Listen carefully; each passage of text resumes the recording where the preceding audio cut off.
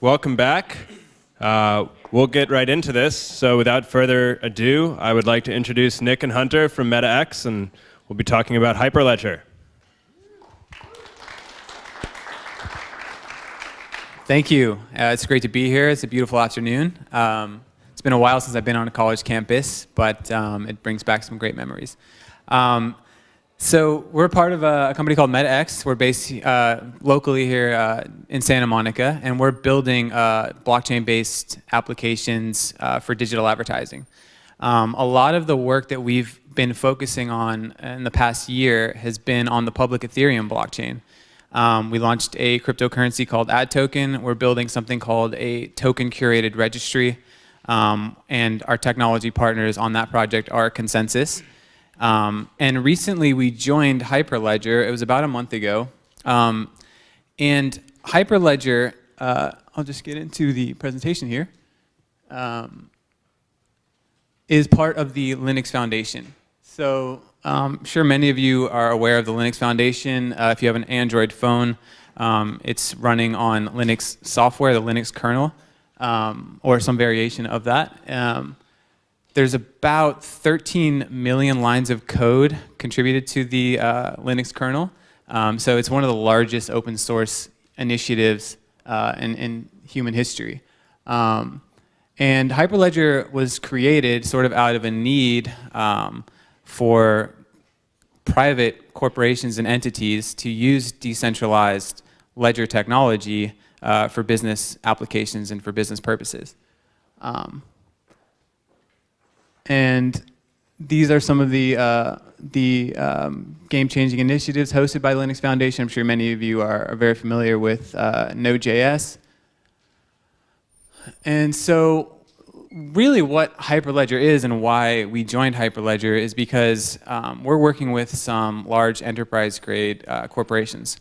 And when we're talking about the public Ethereum blockchain, although it's great for economically incentivizing participants with cryptocurrency to arrive at some goal, which is what we're building with AdChain, our token-curated registry for digital advertising, it might not be the best solution for corporations who are looking to basically just be part of something like a supply chain amongst other corporations so that they can transact with one another in a way that they can come to agreement on adding certain transactions to a ledger. So that is, in a nutshell, why Hyperledger. And these are the different Hyperledger blockchains underneath the umbrella of Hyperledger. So we have Hyperledger Fabric, Hyperledger Iroha, Hyperledger Sawtooth, Hyperledger Burrow, and Hyperledger Indy. And all of these different blockchains are doing something in slightly different ways. I'm sure you've heard a lot about Sawtooth and Fabric. One of my favorite blockchains under the Hyperledger framework is Hyperledger Indy. And this is part of the Sovereign Identity Foundation. And the goal is to create a federated identity network that is decentralized, where you can have identity claims and attestations that relate to an individual about certain criteria. For example, if I wanted to prove that I worked for MetaX to my bank in order to secure a loan, I would have an identity claim from MetaX in the form of a JSON file that I could then hand to the bank, and that is the only piece of information that they would have. So it's not correlated information the way that a social security number is, which is great when you're talking about vulnerabilities such as the Experian hack and others that we all know can occur in these large centralized databases that are securing our information about our identity. And this slide is probably one of the main components as to why Hyperledger. Yet again, we're talking about cryptocurrency. And I think a lot of people, when they think about blockchains, they think about cryptocurrencies being synonymous. You think about Bitcoin, you think about Ethereum, you think about Litecoin. You tend to think about the price of that token going up and down. But in reality, blockchains can be decoupled from cryptocurrency, right? It's, as stated here, cryptocurrency is an application that sits on top of a blockchain, not the other way around. So why do we even need a cryptocurrency in the first place? Well, we have this large public network of nodes that don't know or trust one another, and we need to come to a consensus on how to add transactions to the ledger. So with proof of work, we do that by solving these complex cryptographic puzzles using ASIC hardware, and it's very energy intensive. Is that needed if you know all the nodes in a given network and you trust these nodes? Like if, for example, you're a part of a supply chain and everybody in that supply chain is a different organization or entity that knows and trusts one another, we can come together and form consensus without needing a cryptocurrency to do so. And with that comes some benefits, right? We can create alternative consensus algorithms. Hyperledger is working on consensus algorithms that are different from proof of work. We have POET, which is proof of elapsed time. There's another one, PBFT, which is practical Byzantine fault tolerance. And these are just variations on how we can come to agreement about adding transactions to a ledger. So all over the global market, there are ledgers that organizations and individuals alike must trust, right? So in a lot of situations, what we're talking about blockchains, is just getting rid of the paper-based way of doing and transacting in our business, in our everyday business lives, right? It's just about efficiency, streamlining processes, and making things just overall better. Here are some early adopter industries for Hyperledger. No surprise, we see financial services industries, supply chain, and healthcare. These are all very organizations that are, industries that are very sensitive when it comes to divulging the data and the information that they have. And we're talking about public blockchains, we're talking about putting data out there for anybody to be able to see. So with that being said, sorry, I'm a little confused about this timer situation here. Is it counting down? Okay. So yeah, so that's these are industries that are most interested in creating sort of a private blockchain network. The Hyperledger vision is rolled up into the Linux vision, which is just creating open frameworks, building libraries around open source collaborative projects. At the end of the day, the Linux Foundation has demonstrated through the test of time that they're able to foster open source initiatives, and they figured out a great, clever way to monetize open source software. All of the Hyperledger blockchains are licensed under the Apache v2 software licensing open source agreement, and that's really cool because that means that all of those blockchains can share code with one another without having to worry about if one of the blockchains, like for example Sawtooth, develops something that Hyperledger Indy wants to borrow from, they can do that. They don't have to worry about whether or not that's going to be appropriate from a legal standpoint.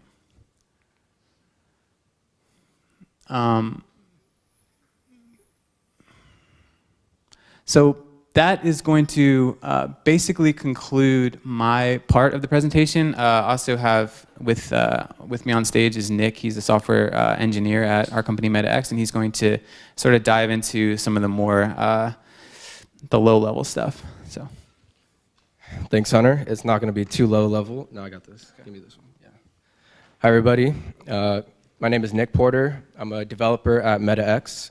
Currently, our system is built on the public Ethereum blockchain, and we have applications running on it.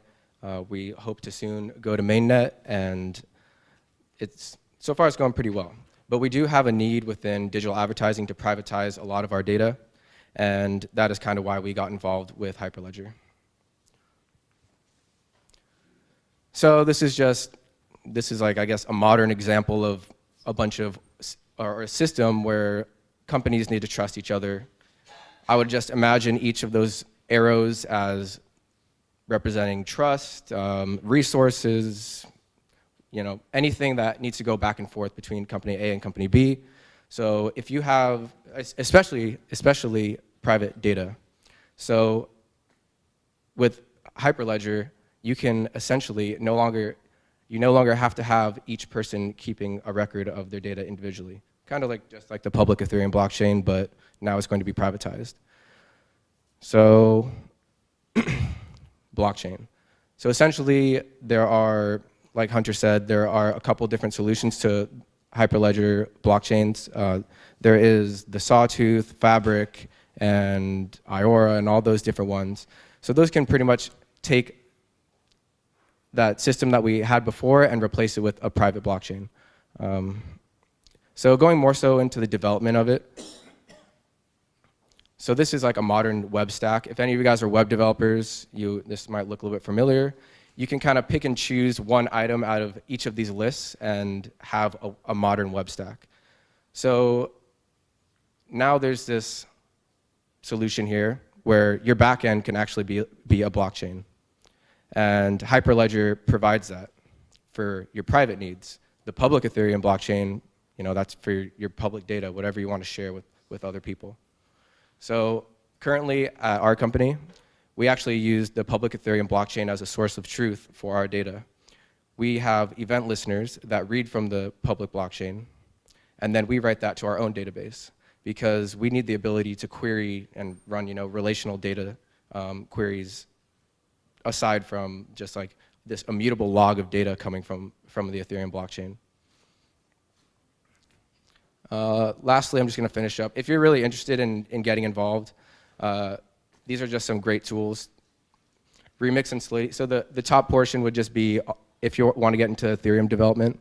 There's Remix Solidity. That's an online IDE where it has an real-time compiler, and you can just start plug and playing with your code. Same with Geth and TestRPC. Those are really great tools if you want to just something for a personal project. Hyperledger is more so for these enterprise applications. So if you're a business owner, I might look into something with private permission blockchains like Hyperledger. Hyperledger Fabric. They also have Hyperledger Burrow, which is a private Ethereum solution built by Hyperledger. So that's about it. Yeah.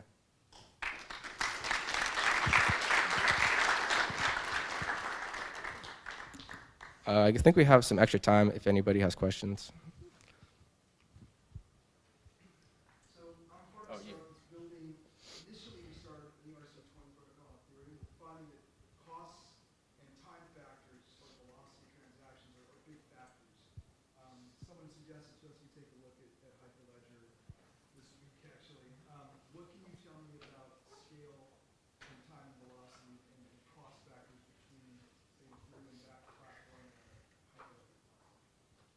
Well, in Hyperledger, there's no gas, right? It's interesting. The Bitcoin blockchain started out with the great intention of creating frictionless transactions peer-to-peer, right, that are very low transaction costs. Right now, the transaction costs are unfeasible. I couldn't even use it. I actually had a legitimate use case where I wanted to send Bitcoin down to my wife's family in Venezuela. I couldn't do it because it was $40 to send one transaction. It was just impractical for the amount of money that I wanted to send. So yeah, I think that's going to be more of a concern on Ethereum in the future as well. I mean, we've already seen projects like CryptoKitty slow down the network. Gas fees are going up. We're dealing with the same thing with the product that we're developing as well, like gas fees, et cetera. So with Hyperledger, yeah, I mean, you can have that frictionless transaction without needing to pay for it, essentially. Yeah, the main trade-off is now that you have a private blockchain, the overhead of managing your data is now there. Where with the public Ethereum blockchain, you don't have to manage that data. It's just going to exist, right? With the private Ethereum or with the Hyperledger, you now have to manage that data. And there's a lot of overhead for managing data. Like, that's huge companies are built upon just managing that. So you're going to you have to go back into that ecosystem of managing your data. Yeah.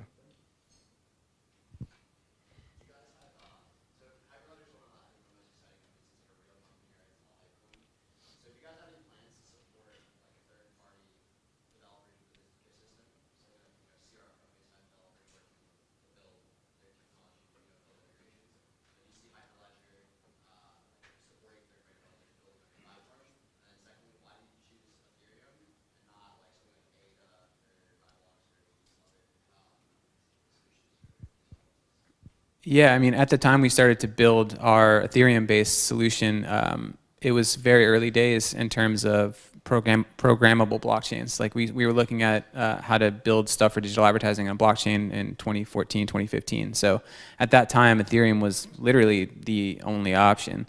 And our partners are Consensus, and they're very, very heavily into Ethereum. As far as what you were asking about, can other developers access Hyperledger? And the answer is yes. It's all open source, so anybody can take it, anybody can use it. You can modify the code, you can distribute it. I mean, there are some, be wary of the Apache license v2, which is what Hyperledger uses. There are some limitations and things that you can't do. So you want to be careful there and not get yourself into too much trouble.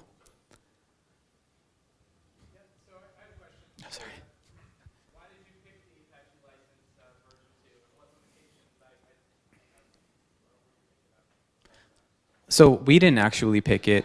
We joined Hyperledger as a company, right?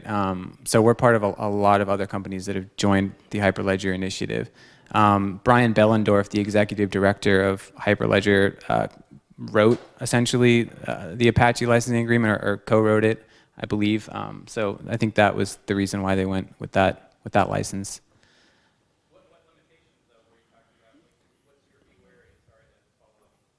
Well, so if you're making modifications to the code, you have to document what modifications that you have made. If you're going to resell or redistribute the code, you can't market it as being your own. You can't infer that it's part of the Apache license is part of your organization, or that they've somehow endorsed your product. Like, you can't say like, my company is Apache powered company X, used this software, more or less. I'd love to talk with you about that offline if we can, but that's okay. Okay, thank you. Good. What would a complete novice need to have with regards to skill set coming into developing an Hyperledger environment? Well, one of the great tools is something called the Hyperledger Composer. It's like that online IDE that I showed you. It kind of lays out a tutorial of like how you can start developing. But if you're just a average web developer, or even just relatively interested in maybe like JavaScript or something, you could get involved pretty quickly, yeah. There's also an online course on, I forget it's Coursera, one of those that is free. Right. It also has a lot of tutorials on Yeah.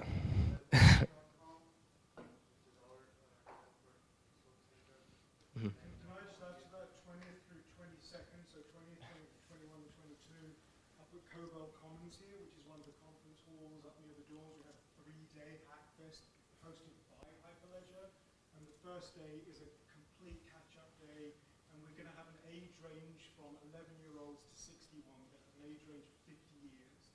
So if you'd like to come back to campus on Tuesday, we'll educate you for nothing. It's all day on each day.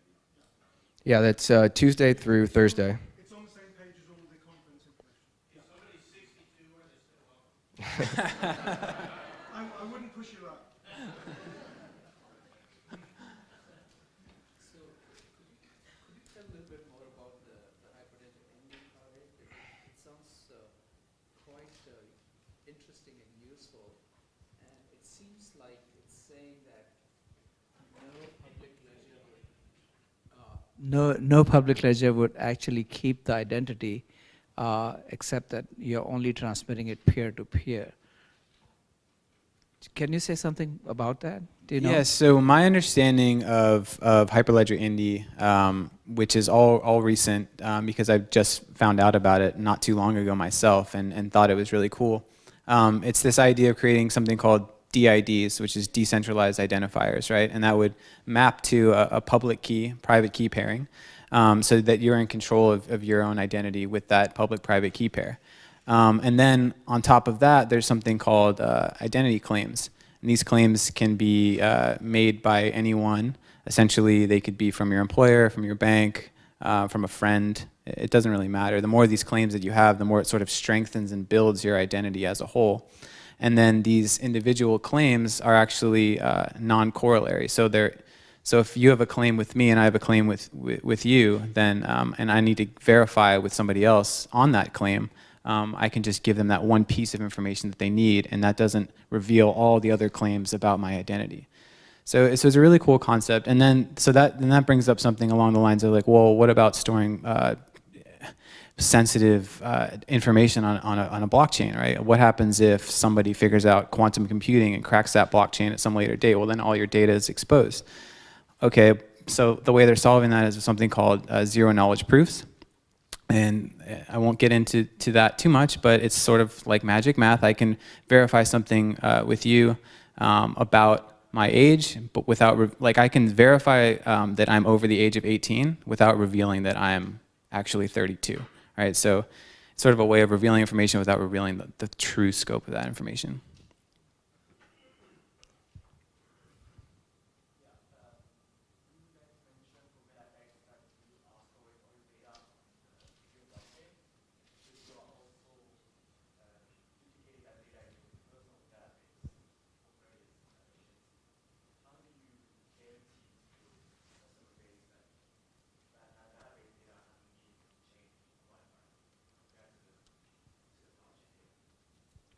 We're not going back to the companies and reporting the data that we have in our database.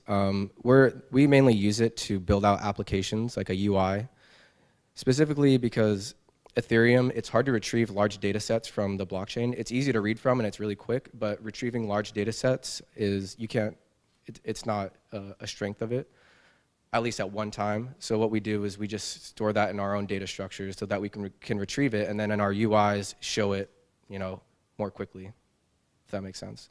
We're not going back to these companies and reporting this data from our database.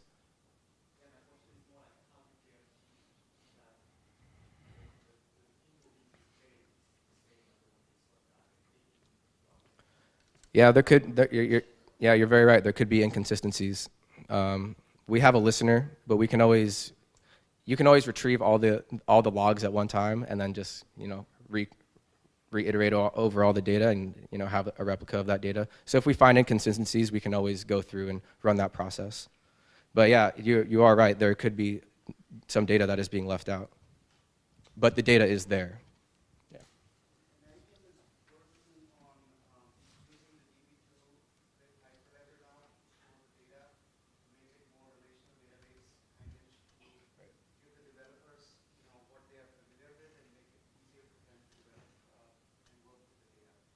Yeah, that's going to be huge. So, what Factum uses is similar to what you have, that they will create their own private thing, but every 10 minutes they're going to take a hash of the data they have and put that on the public blockchain. So instead of putting the whole data set, you sort of take a snapshot of it every 10 minutes and keep putting it on Bitcoin or Ethereum. That solves the problem. Yeah, that's a common strategy to just take a timed period of data and then just hash it and then verify it later or just store it on a blockchain. Yeah. I think that is our time. Thank you all very much for being here.